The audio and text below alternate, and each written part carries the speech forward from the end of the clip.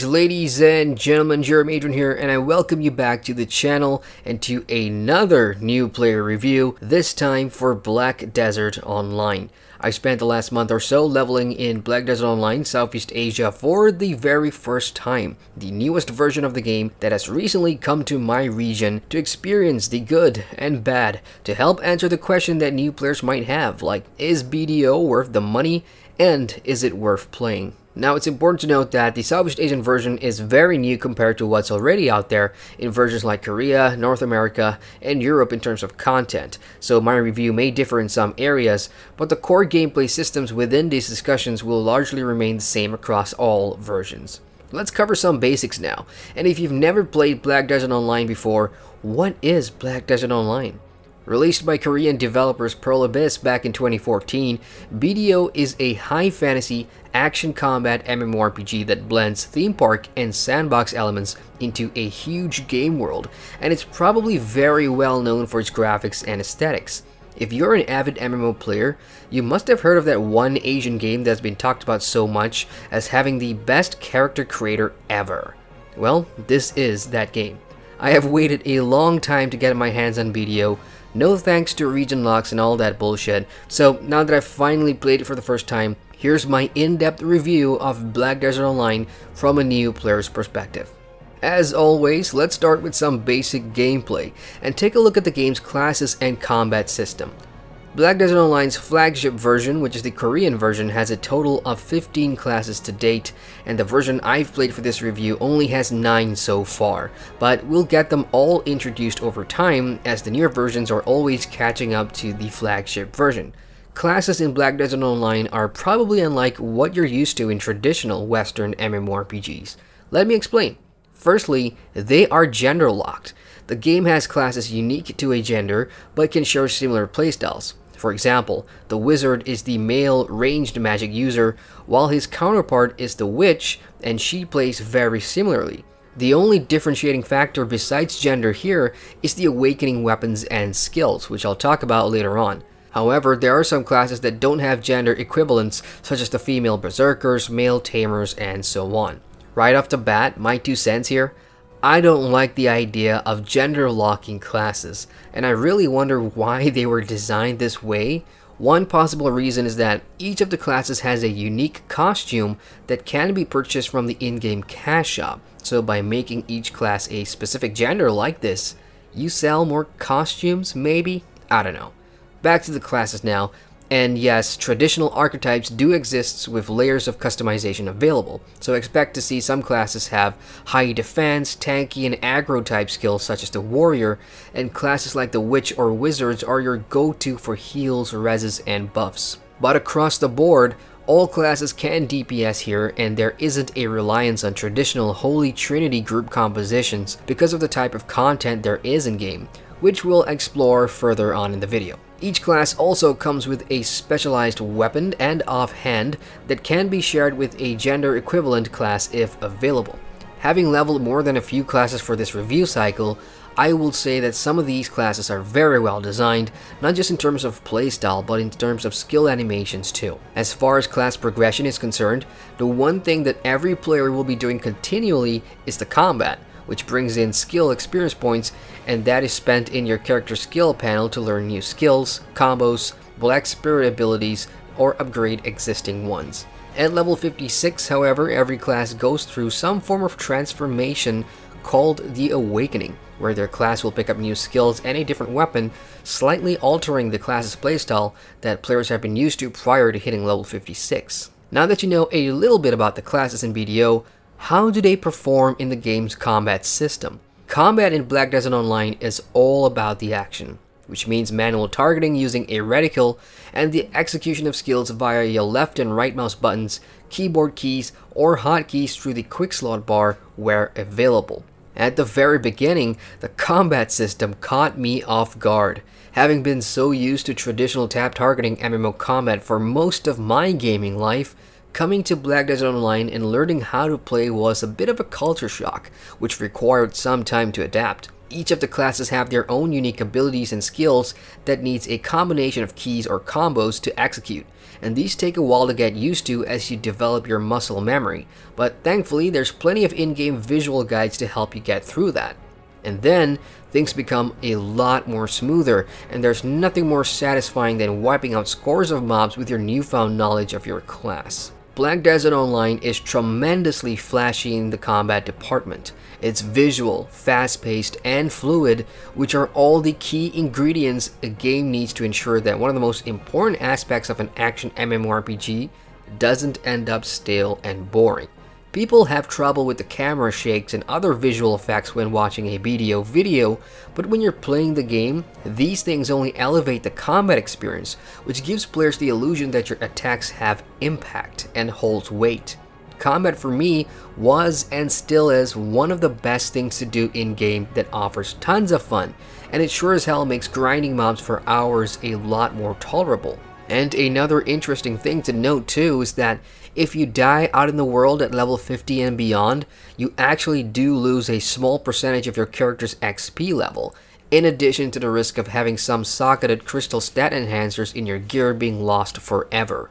There are some downsides to the combat system, however, and that comes in the form of difficulty as you take more classes through the game. Your first character will take a while to kill things because you don't have knowledge on a certain monster, but the more you kill them, the more your knowledge rating will accrue, which could start anywhere from a D rating and rise to an S rating, with the mobs becoming easier to kill and have their health bar show up the higher the rating gets. And because knowledge is account-wide or family-wide as it's known here, alts that you play will have an easier time with the combat, and that somewhat takes the challenge out of the fights. Additionally, when leveling, monster AI isn't that great to begin with, as they have little skills or moves that never really puts your character in any form of danger, which could be a deal breaker to some of you out there. But the combat system truly shines when your character is post level 50 with a lot more skills unlocked, and it's against the boss mobs or other players in PvP that you'll really get the best out of the system. And now we move on to character progression, and there's lots to go over as some of these systems are pretty deep. For starters, let's talk about the fundamentals. Leveling in Black Desert Online may seem complicated, but it's actually not. Your character earns experience points from a variety of things, and the most basic one is for your character's level. Most things you do in BDO will award character XP, such as the combat or life skills, and levels play an important role in the game. The thing about levels is, there are no level gated content between level 1 to 49, so as long as you have the gear score and are confident with your skills, you can pretty much go kill or quest anywhere in the pre-level 50 areas.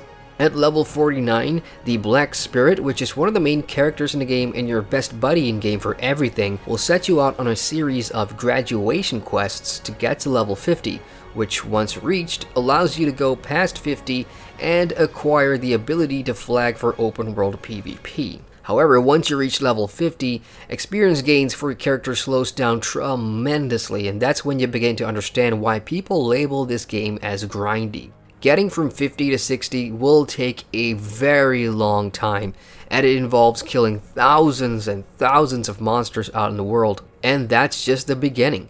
Your character's level may be the vertical progression that's mandatory for later game content, but some of the really fun stuff you don't want to miss are in the game's horizontal type progressions, otherwise known as life skills. Life skills in Black Desert Online are a collection of activities that make up the game's sandbox-style offering, in terms of what you can do in this world to grow your character that doesn't involve a lot of killing things or being killed. There's fishing, farming, gathering, alchemy, processing, taming and training horses, hunting, trading, and cooking. That's a bunch of activities to suit everyone, and doing each of them will increase your life skill ranks for them, further benefiting you.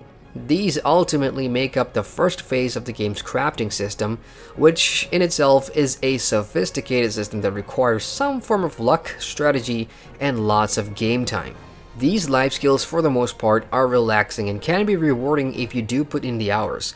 Leveling your gathering ensures that you deplete the durability of your tools slower, while a higher rank in processing will return more yields for a certain item. There's lots of ways to make good in-game money from these life skills if you'd rather buy gear from the marketplace than craft your own. And speaking of crafting, how does that work?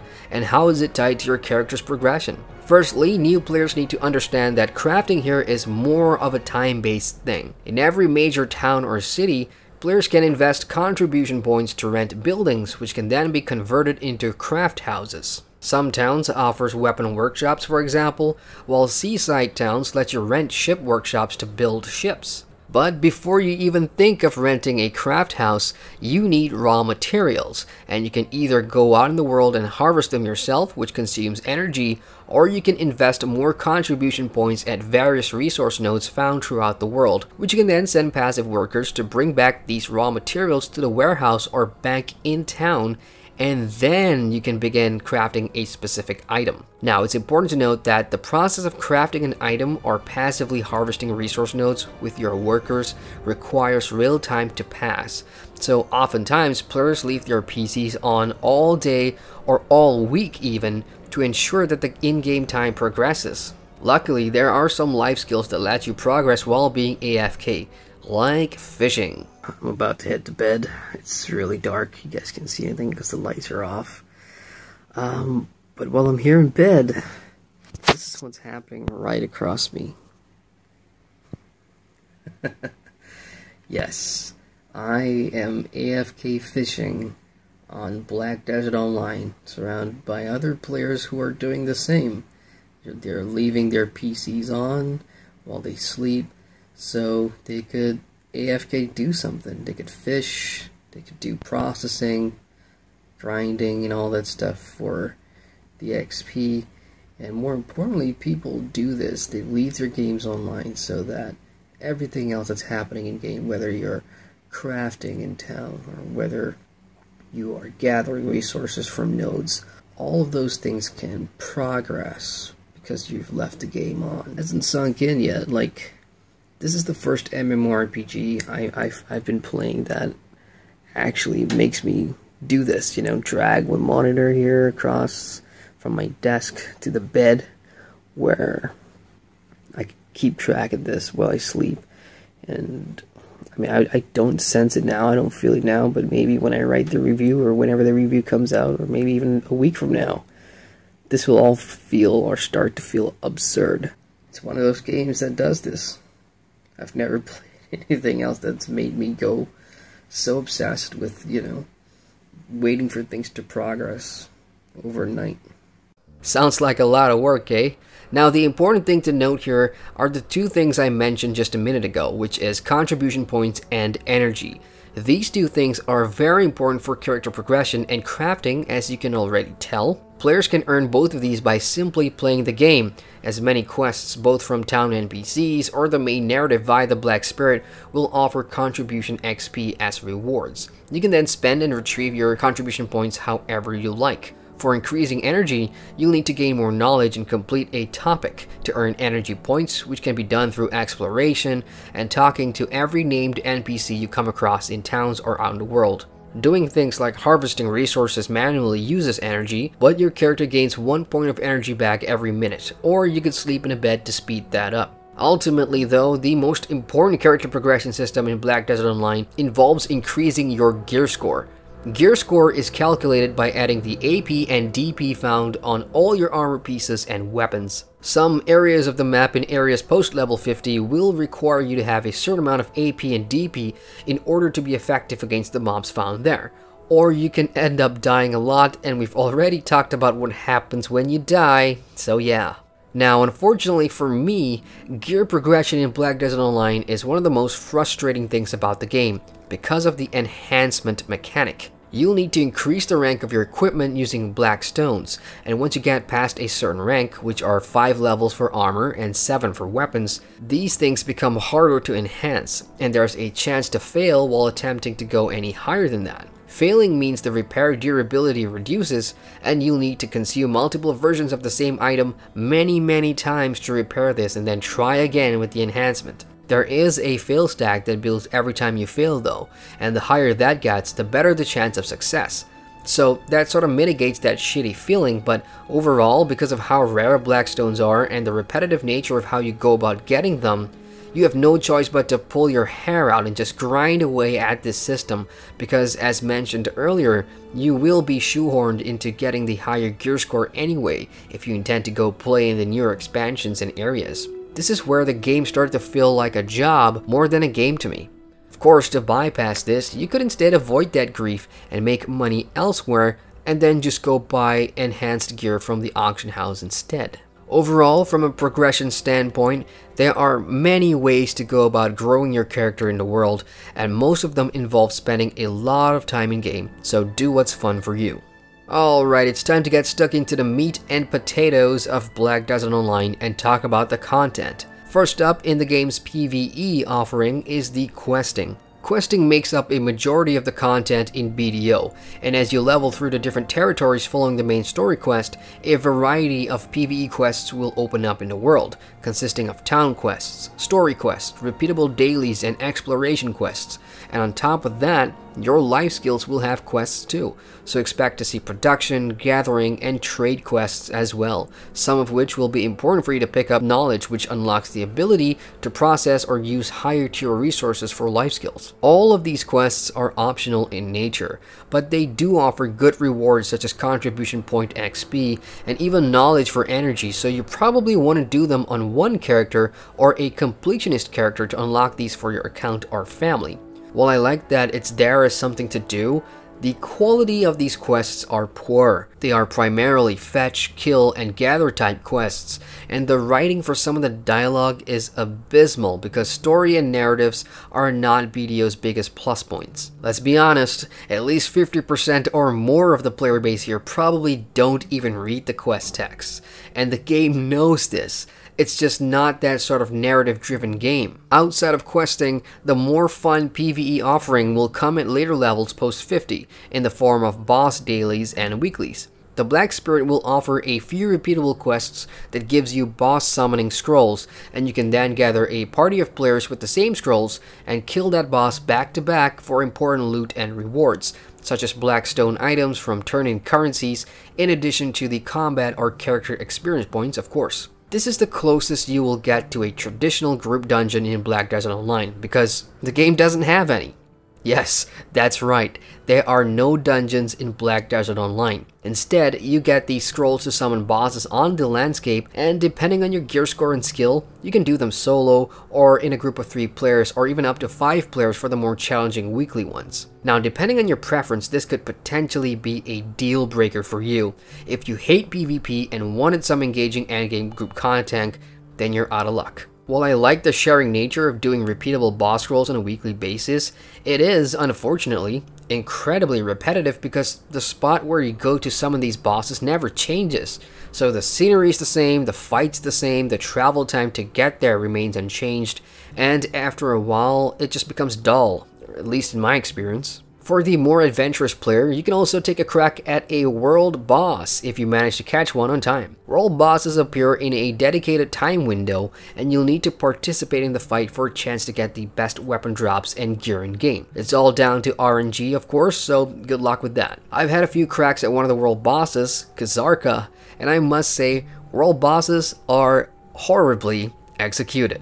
The bosses don't scale well, so as the player power creep increases, this particular boss drops within 1 minute, and then it's another 8 or 12 hours wait until the next spawn window. The servers don't handle stress all that well either, and the lag for some players is just too much to handle. To round up the PvE experience, there's non-questing type stuff to soak your teeth into as well, like the game's robust housing system where you can decorate and place crafting utensils and even a maid in your house to summon them out in the world for storage or to use the AH. Onwards now to PvP we go, and this is where it's at. Like it or not, this game was made for the PvPer.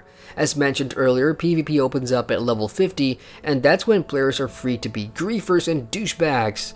Not all the time though, and kill or be killed out in the world. There's a karma system in place to penalize non-consensual PvP, and with the game being open world and sandbox and all that, this is where players make their own fun, which is only accentuated further by being in large PvP guilds. There's also specific PvP content to check out, like the Red Battlefield, which is a horribly balanced, time-based and point-driven PvP team deathmatch where it doesn't matter how many numbers are on each team. You just fight and kill as many enemy players as possible to win.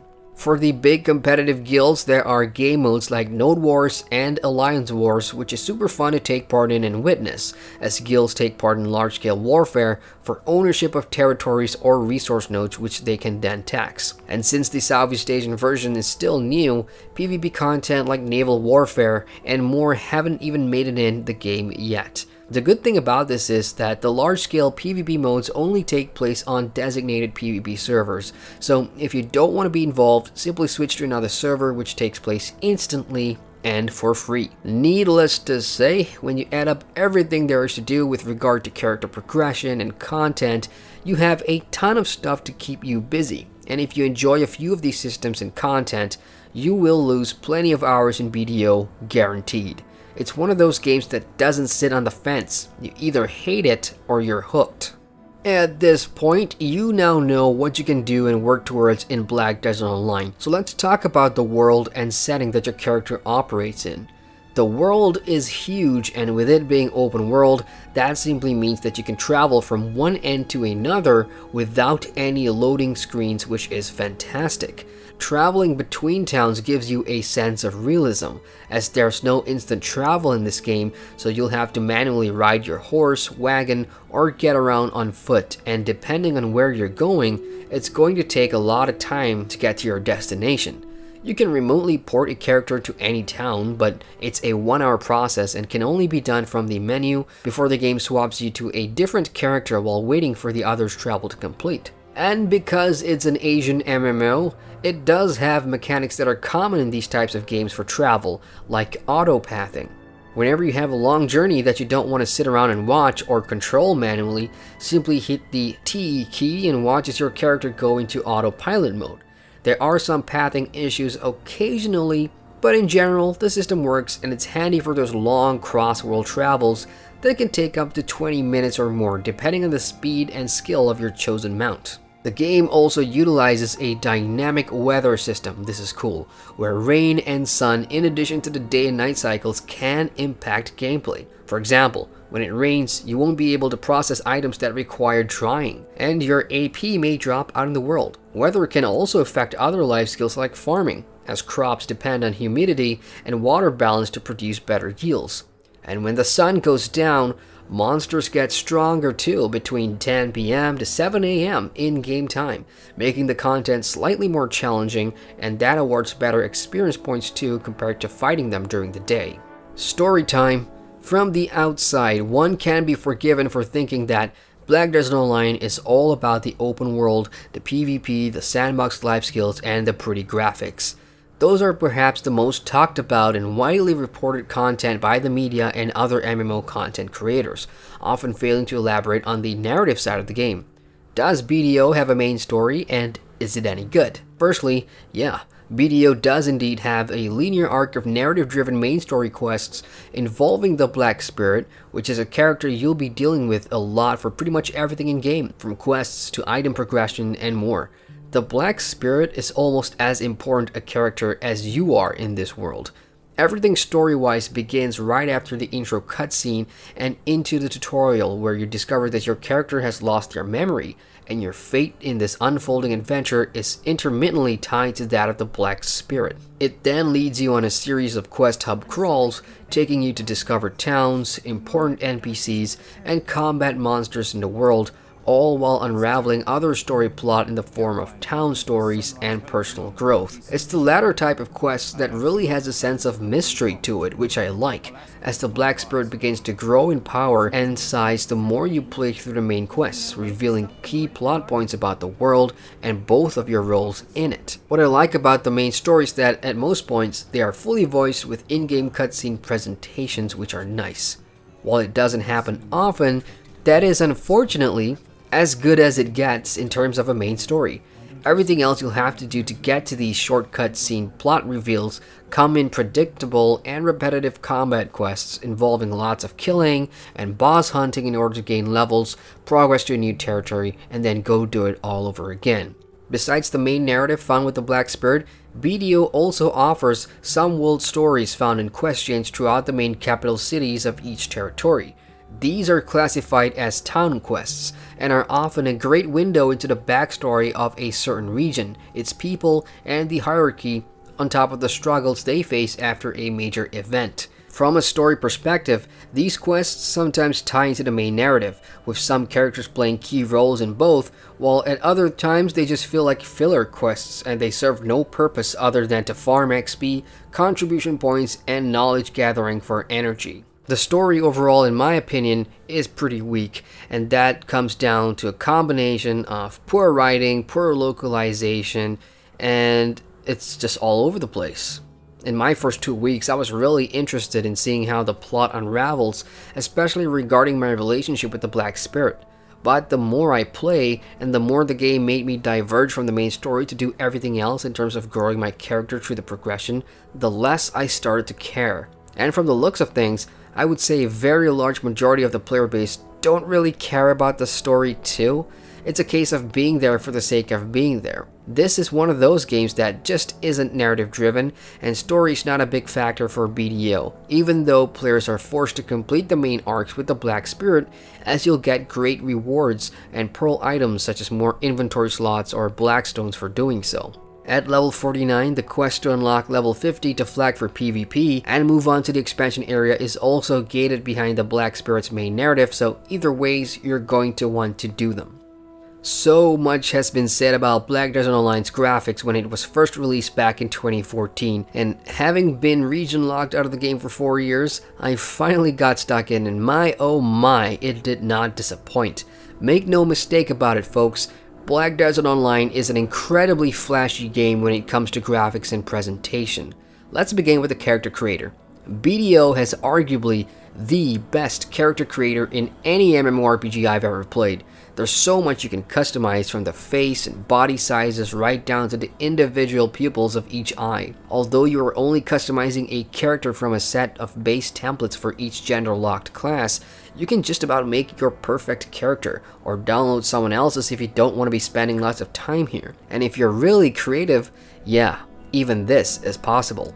Given the tools to create is one thing, but seeing your creation in the flesh is another. On the highest graphic presets, the character models in-game look amazing, and zooming in you can just about see even the finest details. What helps accentuate this is the game's lighting, which is phenomenal, and when you combine that with the weather effects that we've already talked about, the result is pretty outstanding. When it rains in-game, your character gets wet and glistens if you're outside, and during the day and in combat, you can just about make out the sweat drops too. As far as environment goes, the game gets a thumbs up for high-res textures, armors, and weapon designs, and for its dye system too, which is comprehensive and a dream come true for outfit and cosmetic enthusiasts. In fact, Black Desert Online perhaps realizes that it's created a visual monster and has gone to include certain in-game tools to celebrate this. The game has an excellent camera mode that allows you to go into a bird's eye mode,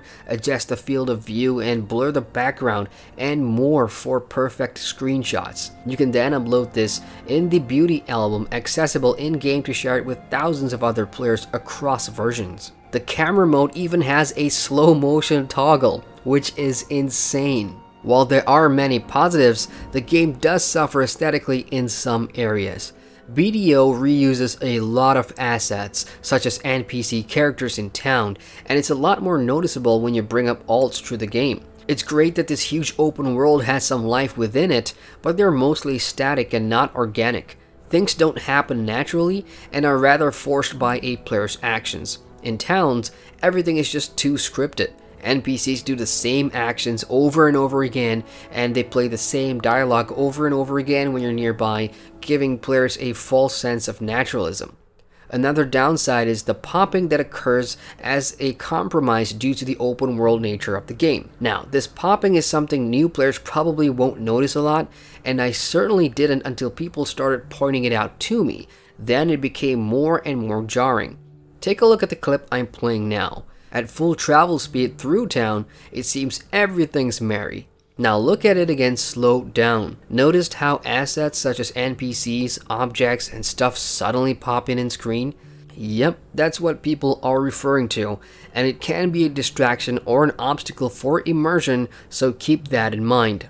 It's time to talk about the Pearl Store, aka Black Desert Online's in-game cash shop. Having spent a considerable amount of time in-game for this review, based on my experience, I'd have to say that the cash shop items here play quite a significant role for the players, especially those who are serious about the endgame meta. Within the Pearl shop, you'll be glad to know that firstly, there are no RNG loot boxes, which is such a breath of fresh air, and BDO's MO is to sell a variety of items that grants player faster progression directly. These includes items such as cosmetic costumes for each class that offers up to 30% boosts to life skills and combat XP and other gains. And due to how important gear enhancements are, they also sell items that make the process less painful for repairing durability. Elsewhere, you get horse skill rerolls, costumes that hide your name, and you can even buy underwear and lingerie to give your character more luck with loot drops. While it is a buy-to-play game, there is an item in there called the Value Pack, which gives you bonuses such as XP gains, increased bag and bag inventory slots for 30 days, which costs around $10 or more, and it's fair to think of it as an optional subscription if you want to support the game. Now, depending on how you see things, this is either going to be pay to win or pay to progress faster. So here's my thoughts about the Pearl Store and its large catalog of items. As a casual player, you probably won't feel the need to spend money, but once you lose yourself and intend to get competitive, you're probably going to get something. It's unobtrusive, which means the game doesn't shove things down your throat or introduce paywalls because the content is free of charge. A plus point is that most items in that store can be purchased by a player and put on the marketplace for other players to bid on using in-game silver. So if you're fast and if RNG Jesus loves you, you'll have a chance to get premium items without spending real money at all. MMO communities. They unite us, they divide us, they make us feel like we belong, and most times make us turn off world chat due to the toxic overload. So, what's Black Desert Online's Southeast Asia community like, having been a witness and reluctant participant since launch? If you're looking for a friendly, vibrant community, it's non-existent, and that's the case for Southeast Asia, since I can't speak for other versions of the game. Ultimately, the type of community this game fosters is determined by its meta, and in BDO, it's primarily about PvP. Which player and guilds have the highest gear score, who dominates the node and alliance wars, and the server chat and the way players approach each other socially is reflected by that. Besides that competitive testosterone elitism element, there's also, how should I put this? A begging culture that exists in BDO Southeast Asia. I've already covered things like Pearl items from the cash shop and how they're super useful for players, and the thing is that you now know they can be resold on the marketplace for silver. Now, because of how the AH works and the RNG nature of it all, in addition to how rare these items and costumes are due to being real money purchases, oftentimes you'll see players spamming chat, begging the rich players to flood the market with Pearl Store items. It's odd seeing that in a way, but hey. It's not all terrible though, as some systems requires players, especially solo players or small group players, to get into a help for help mentality, as pugging often occurs due to the weekly and daily boss rolls when not in a guild, which is pretty helpful.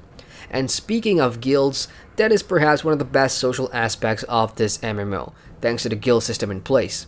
Guilds are able to gather experience points to earn guild points that can be spent into unlocking guild-wide boosts, such as for life skills or for combat, increasing the AP, and so much more. The ability to upload a custom guild emblem is also very nice, and ultimately, the sense of purpose and something to work towards makes guilds your ideal community to rely on in Black Desert Online.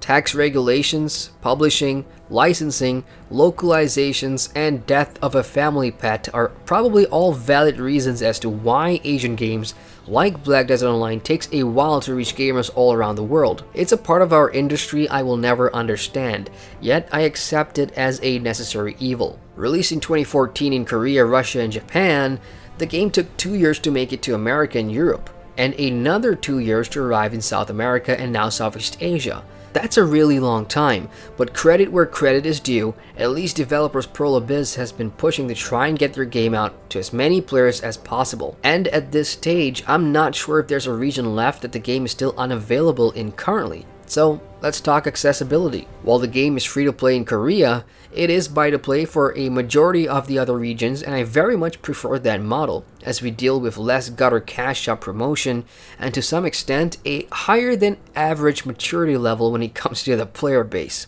It doesn't stop there, however, as BDO has even taken the game to mobile devices on both the Android and iOS, and they are, in fact, one of only a handful of MMORPGs that are on the mobile platform. So if you're into BDO, I think you'll appreciate the many ways available to play the game. Alrighty, it's time to wrap things up here, so let's tackle some important questions. Is Black Desert Online worth the money, and is it worth playing? First and foremost, let's consider the value proposition. If you're thinking about playing this in regions outside of Korea, in places where the game launched alongside the Korean version, then the game is free to play with more focus on microtransactions and the cash up to fund the game. Outside of those regions, the game is buy to play and costs under $10 to get access, or at least the Southeast Asian version does. For North America and EU versions, you can get it on Steam as well, and does occasionally go on sale, which is a pretty sweet deal. For that sort of money, which is considerably cheaper than other AAA buy-to-play MMOs out there,